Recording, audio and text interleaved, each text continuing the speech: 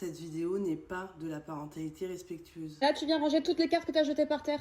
Si. Ici, c'est un ton autoritaire qui est employé.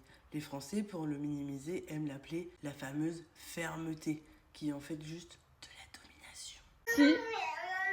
Si. Non, toi tu viens. Ici, c'est clairement le parent qui est dans l'opposition et qui veut à tout prix imposer sa manière de faire à l'enfant. Ça va juste lui apprendre à être aussi dans l'opposition et à ne pas coopérer. Si tu veux, avant de ranger, on peut faire un câlin. Proposer un câlin afin d'aider l'enfant à réguler ses émotions, ça c'est une idée très pertinente. Par contre, conditionner ce câlin au fait qu'ensuite on devra ranger les jouets, elle ne lui laisse absolument pas le choix, on doit absolument appliquer sa manière de faire. C'est un non-événement, un enfant qui renverse un jeu. On prête attention à l'enfant évidemment, mais je veux dire, les objets, c'est pas grave. Tout ce que tu déranges, Charline, tu vas le re-ranger.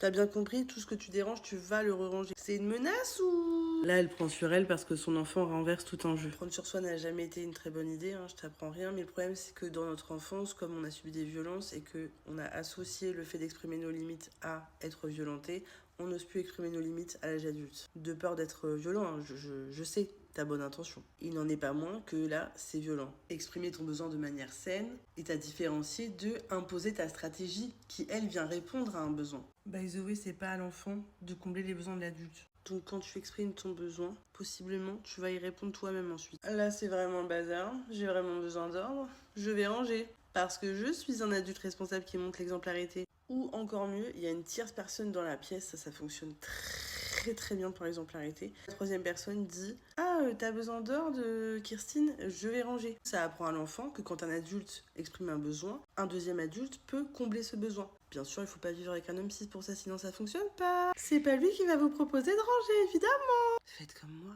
soyez lesbienne. Charline, je comprends, tu es en colère, mais tout jeter par terre, ça ne sert à rien. C'est faux, ça sert. C'est un outil de régulation incroyable. Si on est soi-même en sécurité et qu'on risque pas de casser des objets, évidemment. Donc le ça sert à rien empêche l'enfant d'être proche de ses propres besoins en termes d'autorégulation. Vous pouvez observer que quand elle lui dit qu'elle est en colère, elle hausse le ton. Oui, je vois bien que là t'es en colère. En fait, elle se met aussi en colère et ça, c'est à cause de la neuroception. La mère a bien capté quelle est l'émotion de son enfant, elle l'a tellement bien capté qu'elle réagit en miroir, plutôt que de s'autoréguler pour refléter un apaisement à l'enfant et donc propager son état intérieur pour l'aider à se réguler. C'est Charline qui met le bazar, donc Charline, elle range. Pourquoi parler directement à l'enfant, mais à la troisième personne? Charline a fait ça, elle a fait ça. Charline est devant toi en fait, donc tu peux dire tu. C'est comme le fait de dire maman a fait ça, alors que tu parles de toi-même, tu peux dire je. Moi, je joue à ça. Ah non, c'est pas comme ça que ça fonctionne, Charline, je ne range pas tes affaires. Dans une relation anarchique, c'est-à-dire sans hiérarchie,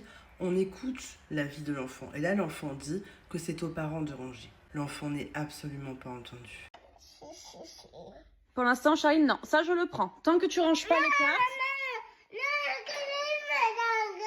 Bon alors là, elle lui a carrément pris un objet des mains. Et après, on s'étonne que les enfants arrachent des mains les jouets des autres enfants. Mais en fait, si vous le faites à vos propres enfants, on n'est pas sorti de l'auberge. Tu viens ranger les cartes avec moi, et quand tu auras rangé les cartes, on jouera à l'autre jeu.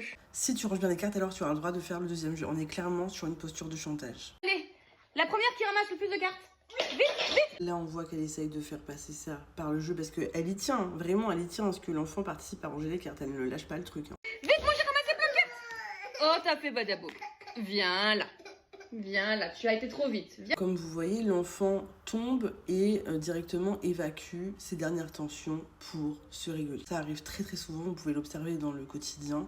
Quand vous avez mal accueilli une émotion, quelques secondes après, l'enfant se cogne ou fait tomber un truc ou je sais pas quoi, et il pleure, il déverse d'une manière un peu exagérée pour ce qui vient de se passer, mais en fait c'était juste le truc, l'élément déclencheur qui va lui permettre d'évacuer ce qu'il a accumulé juste avant. Si vous voulez en savoir plus sur cet effet-là, ça s'appelle la théorie du biscuit cassé. Grossièrement, l'enfant rentre de l'école, il a accumulé toutes ses émotions, il rentre, il casse son biscuit, il déverse un torrent de larmes, le parent ne comprend pas pourquoi il pleure juste pour ça, mais en fait il pleure pour toute sa journée. Vite.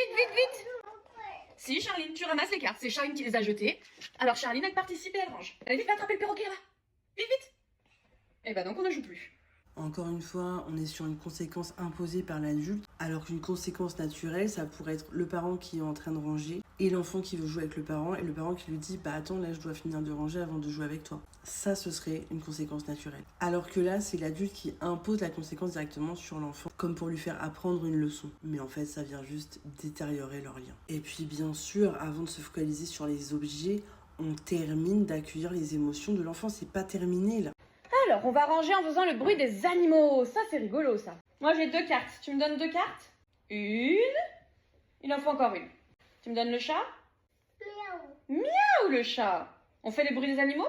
La mère profite de l'envie de l'enfant de faire des bruits d'animaux pour lui faire ramasser toutes les cartes. Et ça, c'est le gros problème avec les parents en France, c'est qu'ils veulent à tout prix instaurer un cadre autoritaire plutôt que de renforcer le lien parent-enfant. Et à cause de ce fameux cadre-là les parents passent à côté d'un point essentiel. Un point que Charline elle-même a compris mieux que son parent. Pas parce qu'elle a lu plus de livres de psychologie que sa mère, mais parce que ce point va assurer sa survie. Charline est programmée pour agir ainsi, pour avoir un lien entre son parent et elle. Charline s'en fout du cadre, elle s'en fout. Là, Charline, elle n'est pas en train de ranger parce qu'elle a retenu la leçon, qu'elle a de l'empathie pour son parent qui a besoin d'ordre et qu'elle a envie de coopérer. Non, pas du tout. Elle profite de cette occasion pour recréer du lien avec son parent. Parce qu'elle a vu que enfin son parent a retrouvé le sourire, a retrouvé un état intérieur plus apaisé. Donc elle profite de cette occasion pour se sentir de nouveau sécurisée. Vas-y, prends une autre carte. On va les ranger comme ça, en rigolant.